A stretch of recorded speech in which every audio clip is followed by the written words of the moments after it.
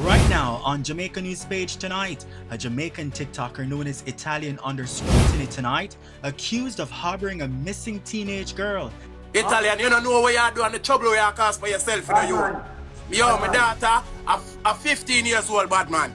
Also tonight, a deadly fight inside a police lockup in St. Mary. A detainee killed, prompting urgent concerns from a member of parliament.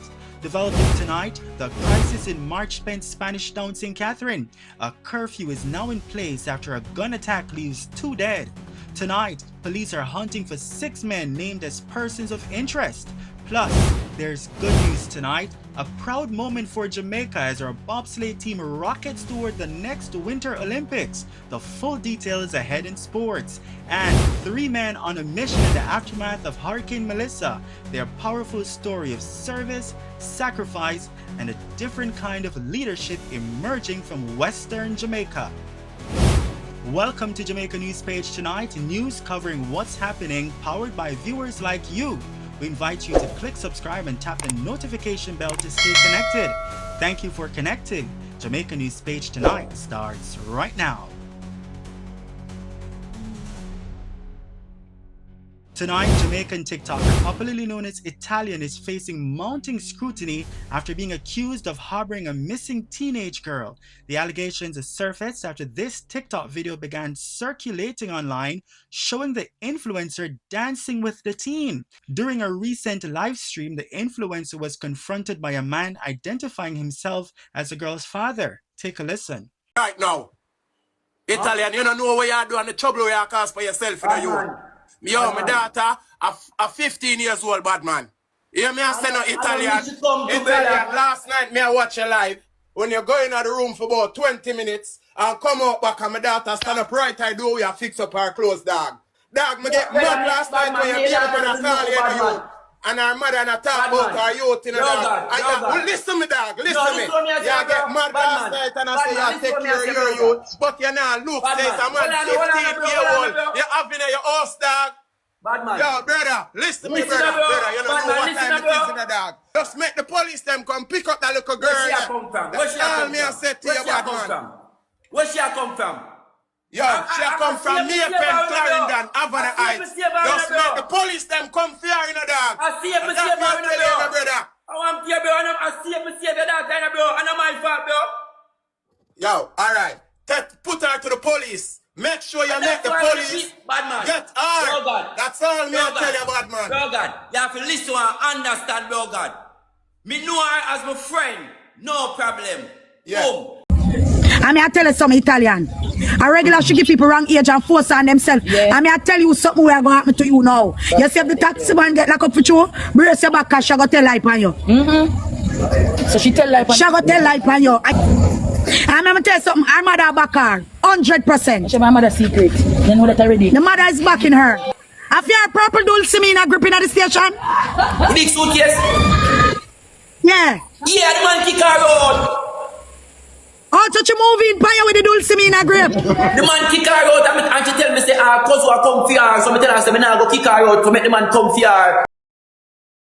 The crown man, one black big body youth, he live at Oakland with our apartment, he drive a white crown. The man, she said, alright, Italian, go down alone for you or them catch her, no bring down nobody with your door. And you or them catch her, no call him a name. Follow the man, let her up and you take her in. No call him a name. They no catch me. They no catch me, and me call the police them.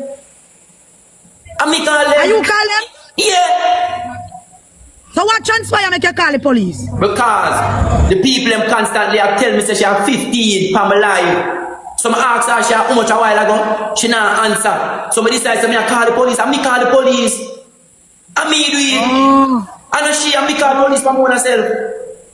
So she never tried to you? No. We met to sleep in my room. I'm sleeping in my daughter's room. And last night she sleep right as up on the earbed. Italian, come here. A true police get involved by you see it looks sticky. I tell her.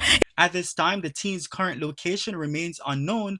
Police have not yet confirmed whether any charges have been laid, but Jamaica News Page tonight understands that the matter is under review. We will bring you updates as soon as more information becomes available. New tonight, authorities are investigating the death of a detainee inside a police lockup in St. Mary. 34-year-old Geraldo Francis, also known as Nagram, died after being involved in a reported altercation with other inmates at the Anatabe police station on Saturday. Police say the fight broke out around noon. Francis was taken to hospital for treatment where he was pronounced dead. The Independent Commission of Investigations Indicom and the Inspectorate and Professional Standards Oversight Bureau iProbe have launched parallel probes into the circumstances surrounding his death as the St. Mary Criminal Investigations Branch continues its own inquiries. Francis had been facing several serious charges including murder, use of a firearm to commit a felony, possession of a prohibited weapon, and unauthorized possession of ammunition. Meanwhile, Member of Parliament for St. Mary Southeastern Christopher Brown is raising alarm tonight over what he describes as chronic overcrowding at the Anatabe lockup. The MP says the facility was built to accommodate 12 detainees but has reportedly been housing up to 50 inmates, calling the conditions unsafe, unsanitary, and unacceptable. He warns that overcrowding significantly increases the risk of violence and compromises safety for both detainees and police. Brown is calling for an immediate and transparent investigation, urgent steps to reduce overcrowding, and a comprehensive plan to prevent similar incidents. Investigations are ongoing tonight. Developing tonight, 2 Canadian nationals are among several people in custody tonight following a cocaine bust in St. Elizabeth. The arrests came during an ongoing anti-narcotics operation led by the major organized crime and anti-corruption agency MOCA with support from the Jamaica Constabulary Forces K9 Division, Area 3 Narcotics Unit, and the St. Elizabeth Police. Law enforcement sources say a quantity of cocaine was seized during the operation, which forms part of an intensified crackdown on drug trafficking in the parish. No charges have been announced at this time, and investigations are continuing tonight. A fatal police shooting is under investigation tonight following an early morning incident in Yorktown, Clarendon. Police say 2 men were fatally shot during an alleged confrontation with police around midnight. Jamaica News Page tonight understands that a police team was conducting an operation in the area when they were challenged by armed men. Officers say they took evasive action and returned fire.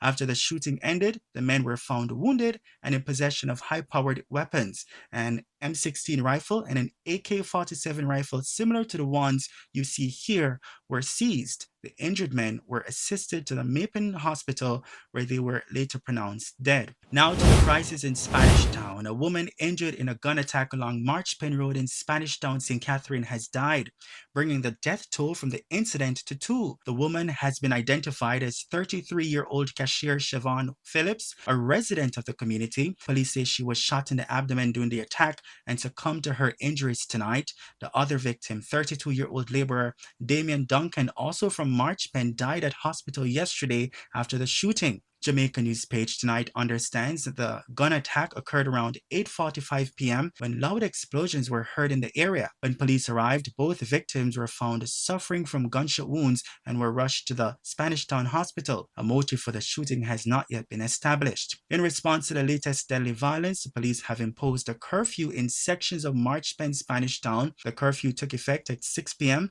on Saturday, December 6, and will remain in place until 6 p.m. on Monday, December 8. Additionally, the St. Catherine North Police have named 6 men as persons of interest, saying they may be able to assist investigators. They include Troy Clark, otherwise called Roach, Theophilus Campbell, otherwise called Danga Reds, a man known as Cross or Rubber, a man known as Breda, a man known as Breeze, and Omar MacDonald, otherwise called Jilla.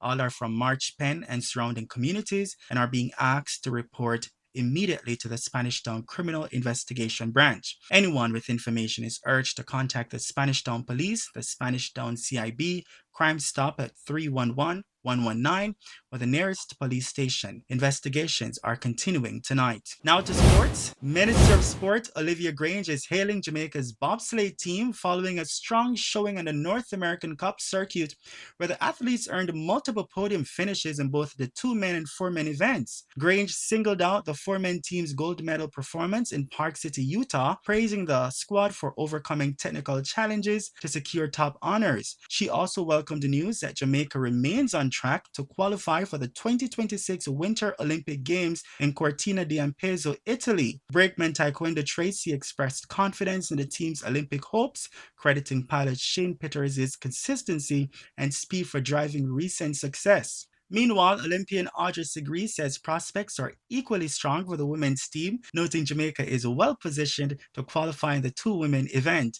Minister Grange said the athletes' determination reflects the legacy of Jamaica's historic 1988 Olympic debut, famously captured in Cool Runnings, and underscores the country's ability to compete and excel on the global stage. Meanwhile, West Indies Test captain Roston Chase is praising his team's resilience tonight after a memorable draw against New Zealand in the opening test. The Windies piled on 457 for 6, chasing an improbable 531 for victory before both sides agreed to a draw. Justin Greaves led the fight back with an unbeaten 202. Shai Hope added 140 and Kamar Roach chipped in with a crucial unbeaten 58. The performance marked the highest fourth innings total in a test match in 84 years and the West Indies' first drawn test in New Zealand since 2013. Chase said the team is in high spirits tonight following the result, calling the effort special and praising the composure shown under pressure.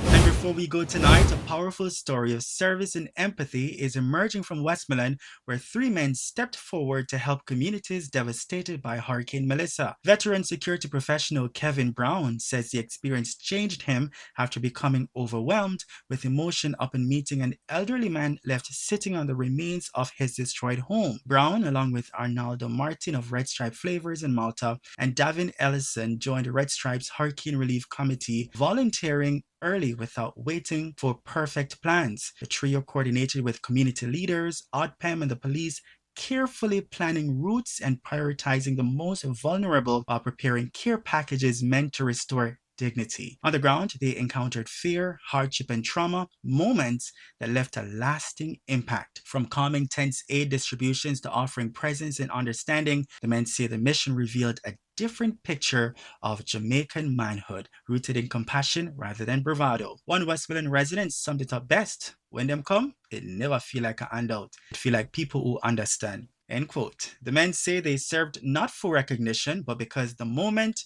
and the country demanded it. Well done.